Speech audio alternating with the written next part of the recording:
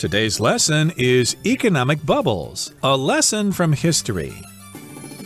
Hi, everybody. I'm Roger. Hello, I'm Kiki. And today we're going to talk about economics, and we're also going to talk about flowers. That's interesting. What do economics and flowers have in common? Well, we'll have to figure out after we read the article. Exactly. So we're talking about economic bubbles, a lesson from history. And you may have heard of an economic bubble, but the lesson we're talking about today is the lesson of tulips in the Netherlands. And that's a good lesson for us all. This happened a long time ago, but if we learn about this, then we might be able to prevent future economic bubbles. Okay, let's get to it. Let's listen to the first part of our lesson, and we'll be right back. Economic bubbles, a lesson from history. A speculative bubble occurs when the price of an item becomes excessively inflated in a short amount of time. First, there's a rapid increase in the value of the product, which is known as a boom. The boom is then followed by a sudden decrease in value, which is called a crash. The term bubble is used because of the way the asset's value inflates in a short time before bursting in what seems like an instant. 大家好，标题中我们可以看到形容词 economic， 它的意思是经济上的或是有利可图的。例如 In the last election, economic issues were the most important to voters. 经济议题在前次选举中最受选民关注。或者 Various economic indicators show that the country is heading into recession. 许多不同的经济指标都显示那个国家的经济正在衰退。另外，补充这个字的相关形容词 economical， E-C-O-N-O-M-I-C-A-L economical， 它有经济的、省钱的或是节约的意思。例如 I'd prefer an economical car that uses less gas。 我比较喜欢油耗少、经济型的车子。又或者说 The company's latest washing machine is very economical。 该公司最新款的洗衣机非常省钱。接下来我们看到单字 boom， 它是名词，指的是经济的繁荣、景气或是增长期，也可以是数量的增长。例如 Just after the war, many countries experienced a housing boom. 在战后不久，许多国家经历了房地产景气的繁荣。或是 Over the last few decades, there has been a boom in the development of new technologies. 在过去的几十年里，新科技的发展一直在蓬勃增长。另外，这个字也可以当作动词，意思是兴盛或是迅速发展。例如 The fashion label boomed after a celebrity wore one of its dresses. 在一位名人穿了那个时尚品牌的洋装后，该品牌生意兴隆。再举一个例子 The economy boomed after the trade deal was signed. 在贸易协定签订后，经济迅速发展。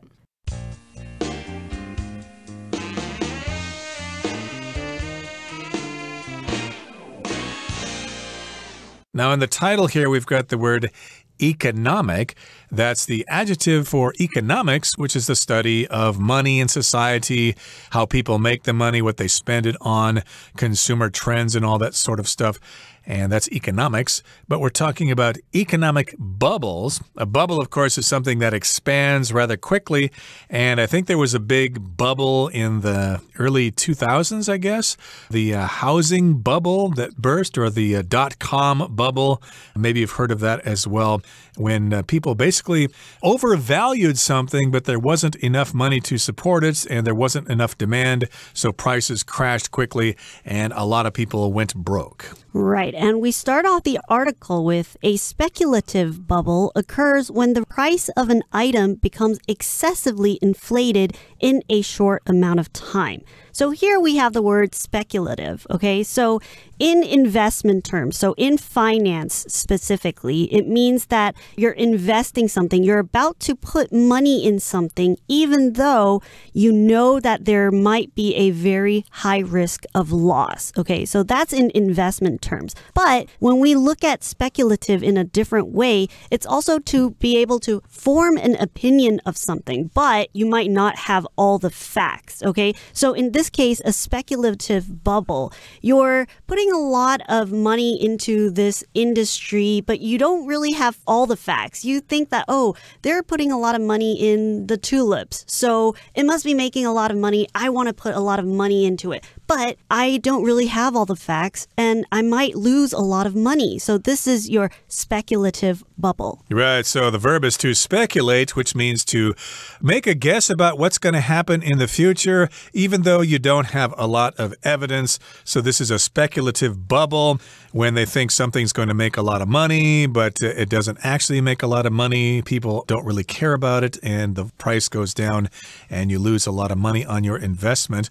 And yes, indeed, speculative bubbles occur when the price of an item becomes excessively inflated in a short amount of time. Now, excessive just means too much, okay? If you're really overweight, well, that's because you've eaten an excessive amount of food, or you have eaten excessively, so you better cut back a bit. Right. And inflated in this case, inflate can be, when something blows up, when something grows. So when you blow up a balloon, you have to inflate the balloon, or a bubble inflates. But in this case, inflated is the adjective and inflate is the verb. And when something is inflated, or when prices are inflated, it's when the price of something grows really fast because everybody is putting money into something. So the price of something, the value of something becomes inflated. Right, and here's what happens. First, there's a rapid increase in the value of the product, which is known as a boom. Boom is the sound that a bomb makes when it blows up. Boom. But here, a boom as a noun just means something increases in value rather rapidly, rather quickly. And the boom is then followed by a sudden decrease in value, which is called a crash. So you have a boom when prices go up really quickly. If you invested at the right time, you could be very, very rich. And then, of course, these are followed by a decrease in value. Hopefully, you sold your stocks before they started to crash. And so that's called a crash when the prices come down.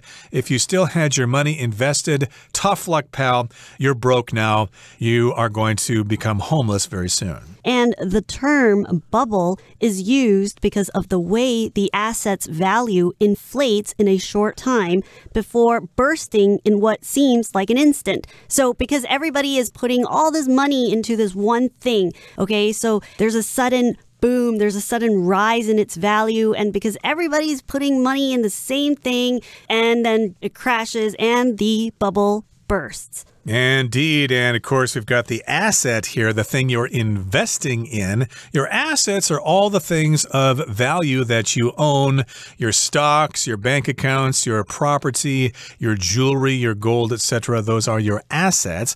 But here we're talking about a particular stock or a particular item. This asset, initially it was valuable, but later on because of the bubble bursting, it will lose all its value. The price will crash. And the bubble will burst. And here we've got the verb to burst, which means the bubble exploded, and then lots of people get poor rather quickly. Okay, that brings us to the end of the first part of our lesson. And the second part is going to involve those tulips. Now we're going to actually talk about those Dutch flowers. Let's listen. The first recorded economic bubble happened in Holland between 1634 and 1637, and it's referred to as tulip mania. Tulips were introduced to Europe in the mid-16th century and quickly became popular. By the 1630s, the colorful flowers had become status symbols among the Dutch nobility. This led people to bet that the value of tulips would continue to increase, and it did for a short time. Suppliers even began selling future stock, making promises to provide flowers that hadn't even been grown.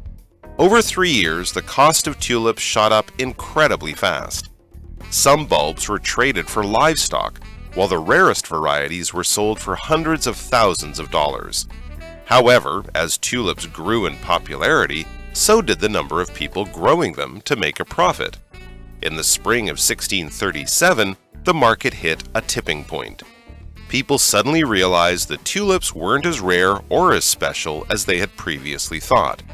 The crash came almost overnight, and it wiped out entire fortunes invested in the flower's popularity. 第二部分我们看到副词 incredibly， 它的意思是极其或是难以置信的。例如 Colin felt incredibly sleepy after staying up all night to study for the test. 为了考试熬夜复习 Colin 感到极其想睡。又或者说 What you did was incredibly brave. 你所做的事极其勇敢。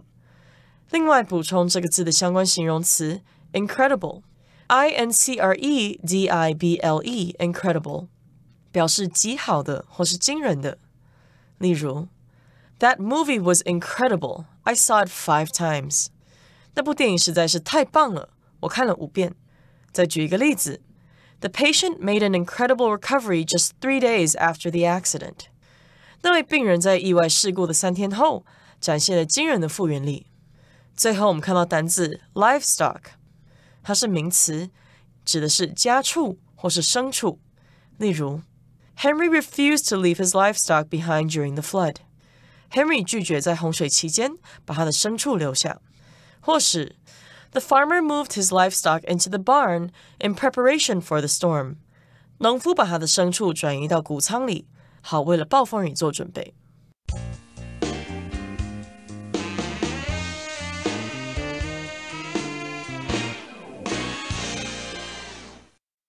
Okay, so let's talk about the first recorded economic bubble.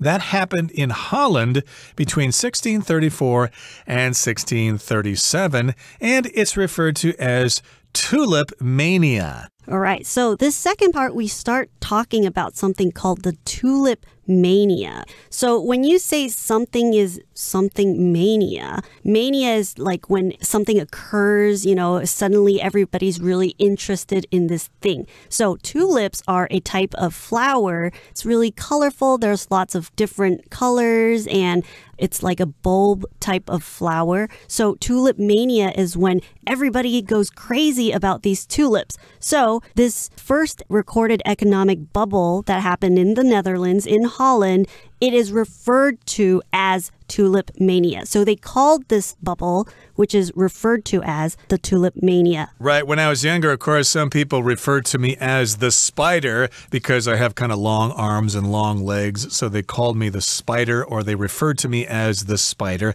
And we're referring to this economic bubble that happened in Holland way back in the 17th century as tulip mania. And tulips were introduced to Europe in the mid-16th century and quickly became popular. So tulips are not native to Holland. They're not native to the Netherlands.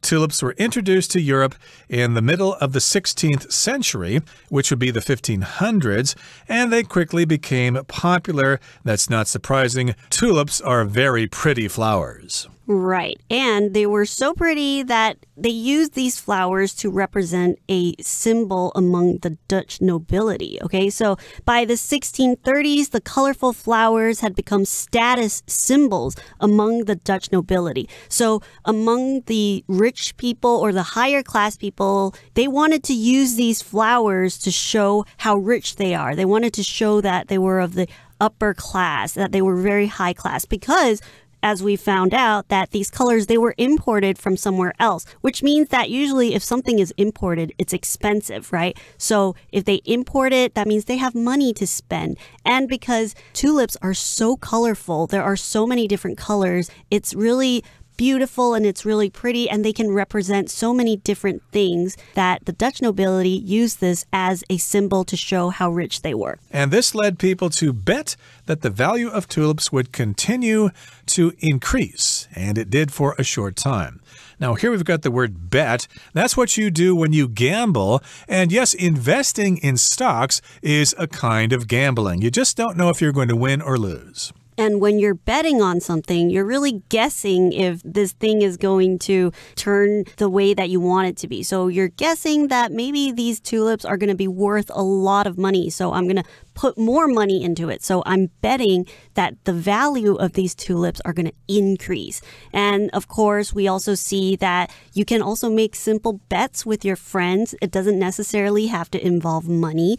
It could be something cheeky like, I bet you're too scared to talk to Jessica over there because you have a crush on her. And then that's really some funny school ways of trying to push your friend to go do something that they're scared to do. Yep, and you could also say, you bet, if you agree with something that somebody said, hey, it's nice weather today. Oh, you bet, it sure is. But yes, indeed, lots of people bet on this investment. They speculated that tulips were where you wanted to invest your money, and suppliers even began selling future stock, making promises to provide flowers that hadn't even been grown. So here we've got future stock, which is stock that you're going to sell to somebody that will probably mature in the future. And of course, they offered these things to buyers saying that, oh, don't worry if you buy it now. Of course, it will triple in value in just a short time, so you'll make a lot of money. Don't worry about it. It's a guaranteed investment. You'll make a killing. So in this case, it's also saying that, for example, Roger, you only have 100 tulips that are grown right now, but you are trying to sell me future stock. You're telling me that I can buy 200 tulips, but the other 100, they haven't even been grown yet. So that's the future stock. So people, they were buying these tulips that weren't even grown yet. Exactly. And over 3 years, the cost of tulips shot up incredibly fast. Incredible just means it's very difficult to believe. And incredibly is the adverb form, just really, really fast. And some bulbs were traded for livestock, while the rarest varieties were sold for hundreds of thousands of dollars. A bulb is something you plant underground so that the tulip will grow. Livestock is animals that you sell for profit, like sheep and goats and cows and stuff like that. And, of course, rare varieties or rare kinds of tulips were traded or sold for lots and lots of money.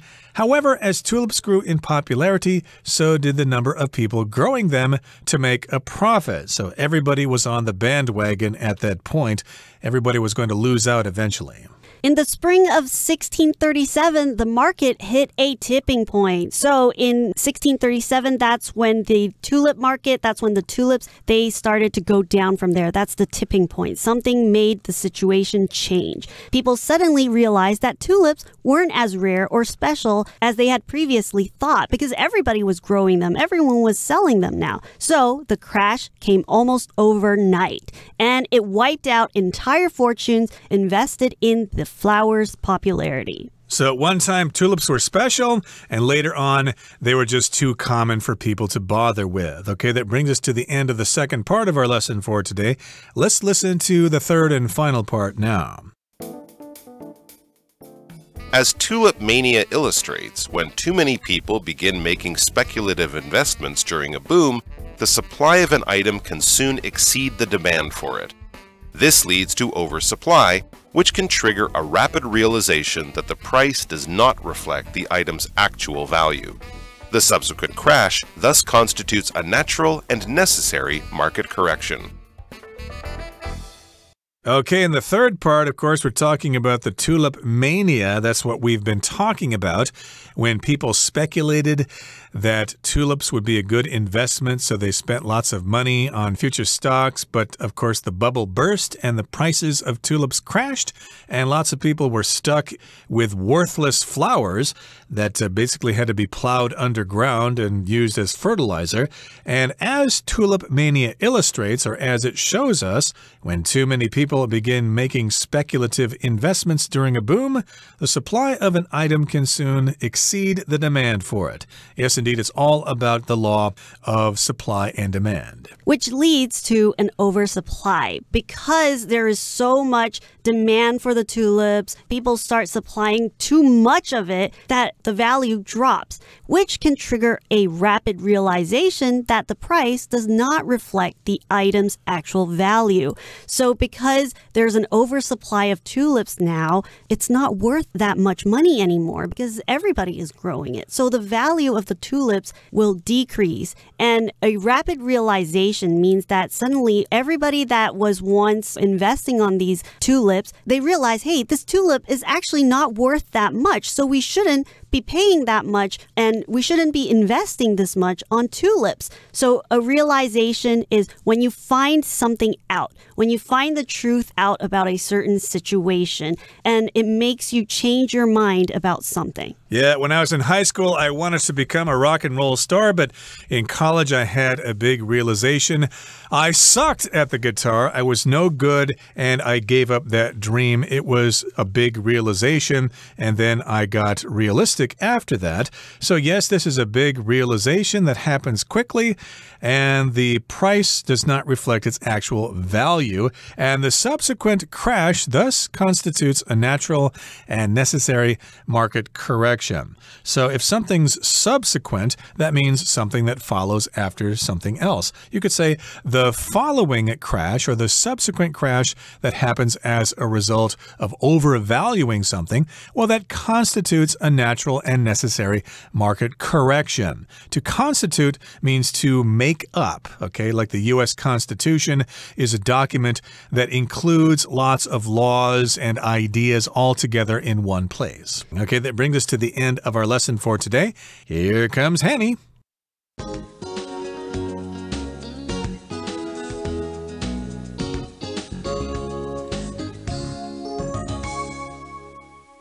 各位同学大家好，我是 Hanny。 今天要练习文意选填的题型，那我们先快速浏览题目的10个选项。 A 选项 wiped out， 它可以表达猛烈摔倒或者是失控，尤其是指车辆失控。那注意一下 wipe out 做及物用的时候呢，它也有这种彻底摧毁啊、消灭、完全抵消的意思，常常会用被动语态来表达某人或某事物被彻底消灭。好，那这时候这个选项我们要特别注意 wiped， 它有可能是过去式或过去分词的用法。 B 选项 varieties， 它表示品种、种类，是当复数名词用哦。那么 C 选项 reflect 是动词，表示反映或是反射。 D 选项 symbols 表示象征、标志，是当名词。再来 E tipping， 这个 tip 当动词，它可以表达给小费嘛，也可以表达倾覆、倾斜或倾倒等等的意思。那么 tipping 有可能是动名词，也有可能是现在分词，那么现在分词就可以当形容词来用咯。再来 F stock， 它可以当名词来表达可能是商品的全部的存货啊、库存，这个字也有股票的意思。那么 stock 当动词则可以表达储备、存货的意思。好，在 G bursting， burst 当动词，它有爆裂、爆炸的意思。那么 bursting 有可能是动名词嘛，但它也有可能是现在分词，可以拿来当形容词用。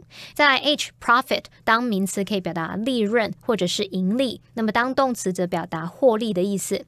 再来 I shot up， 我们用 shoot up 可以表达急速的增加、快速提升，这时候是不及物用法。那也可以表达说开枪扫射，这时候是及物用法。那注意 shoot 的动词三态是 shoot、shot， 所以 shot up 不是那个闭嘴的 shut up， 两个不一样哦。再看到 J bet， 它当名词表示赌注，那么动词呢，则是表达敢肯定怎么样怎么样，或者是打赌的意思。那看完这些选项，我们来做题目吧。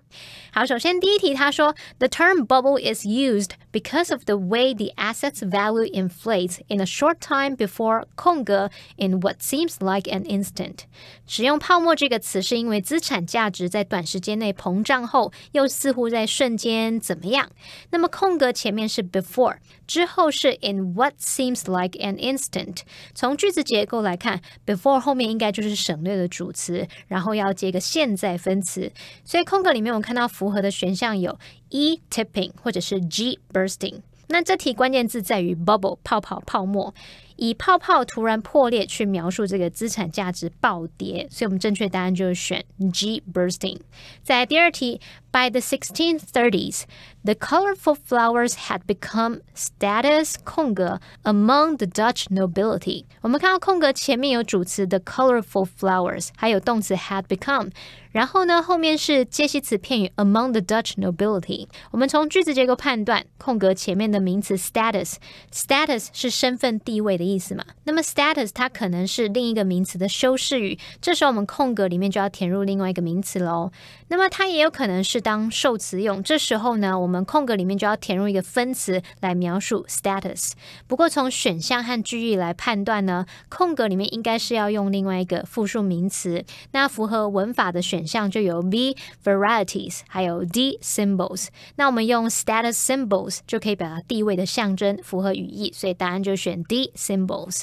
在第三题他说 This led people to 空格 that 点点点。根据空格前面这个 This led people to 什么什么，这边我们可以知道空格里面要填入原形动词，因为 lead somebody to do something 就是使得让某人做某事嘛。好，那来看看原形动词的选项有 C reflect F stock H profit J bet。 可是考虑到空格后面是 that 子句，那个 that 子句的意思是说郁金香的价值会持续上升，我们根据语义呢，最适合应该要用 J bet 去表达说敢肯定怎么样，打赌怎么样怎么样的意思。再来看到第四题 Suppliers even began selling future 空格。那从句子结构判断，空格里面应该填入名词，符合的选项有 B varieties F stock H profit。 那根据句意他说供给商甚至开始销售未来的点点点，这边最适合选项应该就是 F stock， 表达存货库存，这比较符合语义。好，在第五题他说 Over 3 years the cost of tulips 空格 incredibly fast。 空格前面是主词，后方是副词，那以结构来判断应该要填入不及物动词，然后时态还是过去式哦。符合的选项有 A wiped out 或者是 I shot up。 那么根据句意郁金香的价格迅速怎么样，那最适合应该就是 I shot up 去表达说急速增加，快速提升。第六题他说 The rarest 空格 were sold for hundreds of thousands of dollars。 空格前面他用到这个形容词最高阶 the rarest， 那么后面是动词 were sold， 我们可以推断空格里面要填复数可数名词，那符合的选项只剩下 B varieties， 就是品种种类。第七题他说点点点 growing them to make a 空格。那我们从空格前面这个 make a 可以知道说要填入能跟 make 搭配的单数可数名词，符合的选项只有 H profit。Make a profit 就可以表达获利赚钱。第八题 In the spring of 1637 the market hit a 空格 point。 1637年春天市场到达了一个什么什么点，它达到这个点，那我们从句子结构和句意判断说空格里面要填入一个可以描述某个阶段或某个点的字词，符合的选项只剩下 E tipping。 我们用 tipping point 这是固定用法去表达临界点、引爆点或者是关键转折点。第九题 The crash came almost overnight and it 空格 entire fortunes invested in the flower's popularity。崩盘几乎在一夜之间到来，并空格所有投资于花卉热潮的财富。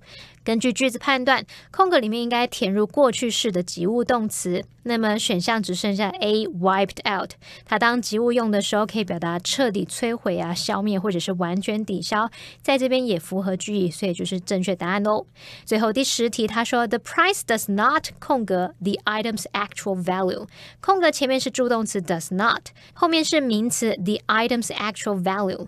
根据句子结构我们可以知道空格里面要填入做及物用的原形动词，那符合的选项只剩下 C reflect， 而且是符合句意的，可以表达说价格并未反映出商品的实际价值。好，以上是今天的讲解，我们回顾今天的单字吧。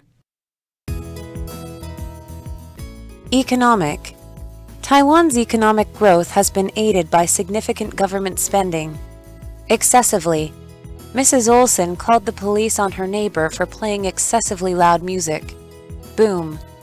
A housing boom is happening in this country, and apartment buildings are being built everywhere. Asset. The company's assets include lots of factory equipment and land. Incredibly. The forest fire spread incredibly fast due to strong winds. Illustrate.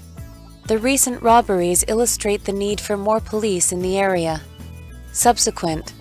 The president's rise and subsequent fall are detailed in the new film. Constitute. Drink sales constituted the majority of the restaurant's profits last year.